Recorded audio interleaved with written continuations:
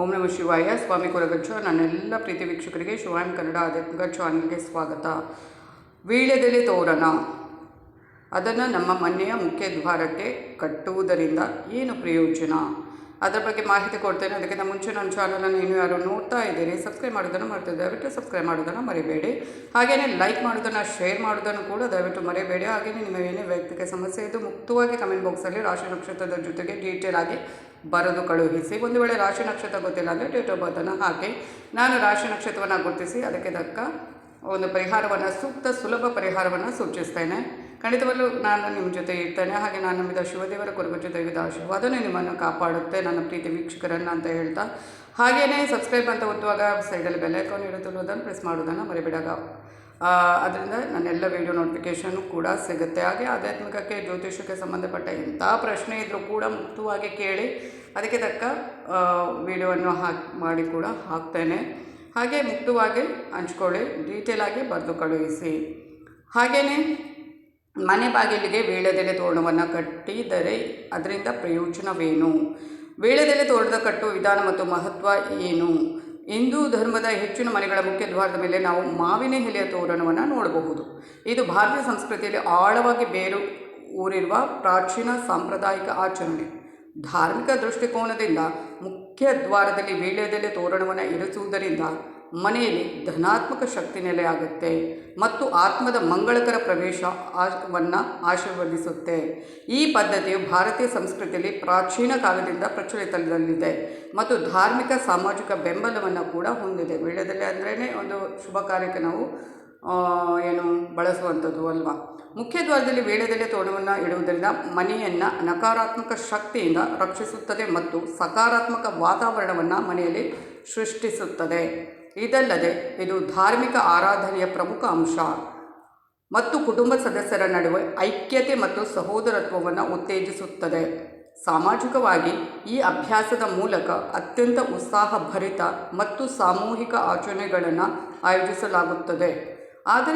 ಅದರ ಮೂಲಕ ಸಮಾಜದ ಸದಸ್ಯರು ಆತ್ಮದೊಂದಿಗೆ ಪರಸ್ಪರ ಸಂಪರ್ಕವನ್ನು ಆನಂದಿಸುತ್ತಾರೆ. ಹೀಗಾಗಿ ವೀಳ್ಯದೆಲೆಯ ತೋರಣ ಮುಖ್ಯ ದ್ವಾರದಲ್ಲಿ ಇರಿಸುವುದು ಅಪಾರ ಧಾರ್ಮಿಕ ಮಹತ್ವ ಮತ್ತು ಸಾಮಾಜಿಕ ಸಾಂಸ್ಕೃತಿಕ ಬೆಂಬಲವನ್ನು ಹೊಂದಿದೆ. ಮನೆಯ ಮುಖ್ಯ ದ್ವಾರದಲ್ಲಿ ವೀಳ್ಯದೆಲೆ ತೋರಣ ಹಾಕುವುದರಿಂದ ಆಗುವ ಪ್ರಯೋಜನಗಳನ್ನು ನೋಡಿಕೊಂಡು ಹೋಗೋಣ. ಧಾರ್ಮಿಕ ಮತ್ತು ಸಾಂಸ್ಕೃತಿಕ ಮಹತ್ವ. ವೀಳ್ಯದೆಲೆಯು ಶಿವ, ಗಣೇಶ, ಲಕ್ಷ್ಮಿಗೆ ಪ್ರಿಯ ಅಂತ ಪರಿಗಣಿಸಲಾಗಿದೆ. ಮುಖ್ಯ ದ್ವಾರದಲ್ಲಿ ವೀಳ್ಯದೆಲೆ ಇಡುವುದರಿಂದ ಮನೆಗೆ ಸಂತೋಷ, ಸಮೃದ್ಧಿ, ಧನಾತ್ಮಕ ಶಕ್ತಿ ಬರುತ್ತೆ. ಕೆಟ್ಟ ಕಣ್ಣು ದೃಷ್ಟಿ ದೋಷ ಮತ್ತು ನಕಾರಾತ್ಮಕ ಶಕ್ತಿಗಳಿಂದ ಮನೆಯನ್ನು ರಕ್ಷಿಸಲು ಇದು ಸಹಾಯ ಮಾಡುತ್ತದೆ. ಹಬ್ಬಗಳು ಮತ್ತು ಶುಭ ಸಂದರ್ಭಗಳಲ್ಲಿ ವೀಳ್ಯದೆಲೆ ತೋರಣ ವಿಶೇಷವಾಗಿ ಮಂಗಳಕರ ಅಂತ ಪರಿಗಣಿಸಲಾಗುತ್ತೆ. ಆರೋಗ್ಯ ಪ್ರಯೋಜನಗಳನ್ನು ನೋಡೋದಾದರೆ, ವೀಳ್ಯದೆಲೆಗಳು ಬ್ಯಾಕ್ಟೀರಿಯಾ ವಿರೋಧಿ ಮತ್ತು ಆ್ಯಂಟಿ ಫಂಗಲ್ ಗುಣಲಕ್ಷಣಗಳನ್ನು ಹೊಂದಿವೆ. ಮುಖ್ಯ ದ್ವಾರದಲ್ಲಿ ವೀಳ್ಯದೆಲೆಯನ್ನು ಇಡುವುದರಿಂದ ಮನೆಯನ್ನು ಪ್ರವೇಶಿಸುವ ಗಾಳಿ ಶುದ್ಧವಾಗುತ್ತೆ.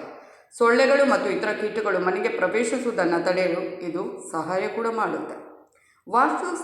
ವಾಸ್ತುಶಾಸ್ತ್ರದಲ್ಲಿ ವೀಳ್ಯದೆಲೆ ತೋರಣ ನೋಡೋದಾದರೆ, ವಾಸ್ತುಶಾಸ್ತ್ರದಲ್ಲಿ ವೀಳ್ಯದೆಲೆಯನ್ನು ಮಂಗಳಕರ ಅಂತ ಪರಿಗಣಿಸಲಾಗುತ್ತೆ. ಮುಖ್ಯ ದ್ವಾರದಲ್ಲಿ ವೀಳ್ಯದೆಲೆ ಇಡುವುದರಿಂದ ಮನೆಯಲ್ಲಿ ಧನಾತ್ಮಕ ಶಕ್ತಿ ಬರುತ್ತೆ. ಮನೆಯಲ್ಲಿರುವ ವಾಸ್ತು ದೋಷಗಳನ್ನು ಹೋಗಲಾಡಿಸಲು ಕೂಡ ಏನಾದರೂ ಚಿಕ್ಕ ಪುಟ್ಟ ವಾಸ್ತು ದೋಷ ಇದ್ದರೆ ಅದು ಕೂಡ ದೂರ ಮಾಡುತ್ತೆ.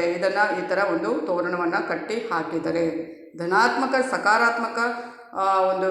ಸಕಾರಾತ್ಮಕ ಬೆಳವಣಿಗೆ ಆಗಿರ್ಬೋದು, ಅಥವಾ ಧನಾತ್ಮಕ ಒಂದು ಶಕ್ತಿಯನ್ನು ತುಂಬುವಂಥದ್ದು.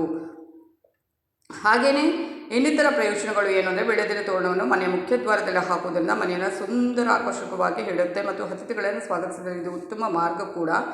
ಹಾಗೆಯೇ ನೀವು ಮನೆಯ ಮುಖ್ಯ ದ್ವಾರದಲ್ಲಿ ವೀಳ್ಯದೆಲೆ ತೋರಣವನ್ನು ಹಾಕಿದರೆ ನಿಯಮಿತವಾಗಿ ವೀಳ್ಯದೆಲೆಗಳನ್ನು ಬದಲಾಯಿಸ್ತಾ ಇರಿ. ಒಣಗಿದ ವೀಳ್ಯದೆಲೆಗಳನ್ನು ತೆಗೆದುಹಾಕಿ. ವೀಳ್ಯದೆಲೆ ತೋರಣವನ್ನು ಹಾಕುವ ಮೊದಲು ಮನೆಯನ್ನು ಸ್ವಚ್ಛಗೊಳಿಸಬೇಕು, ಶುಚಿಗೊಳಿಸಬೇಕು ಎಂಬುದನ್ನು ಮಾತ್ರ ನೆನಪಿನಲ್ಲಿಡಿ. ಮನೆಯ ಮುಖ್ಯ ದ್ವಾರದಲ್ಲಿ ವೀಳ್ಯದೆಲೆನ ಇಡುವುದರಿಂದ ಮನೆಗೆ ಸಂತೋಷ, ಸಮೃದ್ಧಿ, ಧನಾತ್ಮಕ ಶಕ್ತಿ ಮತ್ತು ಬೇರೆ ಬೇರೆ ಆರೋಗ್ಯ ಪ್ರಯೋಜನಗಳನ್ನು ಕೂಡ ತರುವಂಥದ್ದು.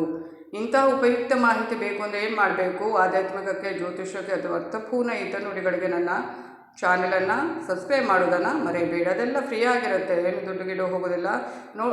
ಹಾಗೆ ನೋಡಿದ ಮೇಲೆ ಆದಷ್ಟು ಲೈಕ್ ಮತ್ತು ಶೇರ್ ಮಾಡೋದನ್ನು ಮರೆಯಬೇಡಿ ಅಂತ ಹೇಳ್ತಾ, ಇನ್ನೊಂದು ಸಲ ಹೇಳ್ತಾ ಇದ್ದೆ, ನಿಮ್ಮ ಏನು ವೈಯಕ್ತಿಕ ಸಮಸ್ಯೆ ಇದ್ದರೂ ಮುಕ್ತವಾಗಿ ನನ್ನ ಜೊತೆ ಹಂಚ್ಕೋಬಹುದು. ಕಮೆಂಟ್ ಹಾಕಿ ಹಾಗೆಯೇ ರಾಶಿ ನಕ್ಷತ್ರವನ್ನು ಜೊತೆಗೆ ತಿಳಿಸಿ ಅಂತ ಹೇಳ್ತಾ ಧನ್ಯವಾದಗಳು.